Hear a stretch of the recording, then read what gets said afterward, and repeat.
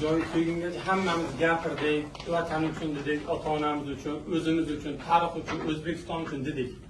Hamma narsa gapirib bo'lindi. Bu o'yinda menimcha gapsiz bugun hamma narsaga nuqta qo'yadigan kunimiz.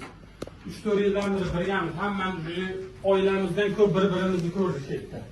Davay, oilaligimizni bugun ham ko'rsataylik. O'zbekistonda necha million aholi bizdan kutib o'tirib, 90 ni tugagandan keyin biz hamma boshimizni yerga qaratib o'tirishimiz, bizlar O'zbekistondagi hamma o'zbeklar bugun bayram bo'lishi kerak. Bugun bu qolgan kun bo'lib qoladi biz uchun. Hamma miyasiga sig'dirsin. Bugun bu kun tarixda qoladigan kun biz uchun. Faqat kulishga. Bizda bitta o'yin bor. Qatar bilan o'yin kerak emas degan. Bugun hal qilamiz hamma narsani. Davay, hamma birga bo'lsak, bular bizdan kuchli emas hech qaysi. Oltin Braziliyadan, Portugaliyadan, boshqa joydan hammasi grajdan olsin. Lekin bugun kim bizga qat'iy nazar oldimizda tursa, bo'yni bugun hal qilishimiz kerak.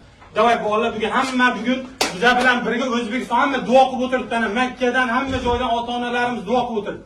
Xudo xolasa hamma narsa yaxshi bo'ladi. So'chimasdan 100% beraylik o'zimizdan samaddacha, qolgani Allohdan. Tarixni bugun yaratdi. Va omad bo'ladi. Bir, ikki, uch.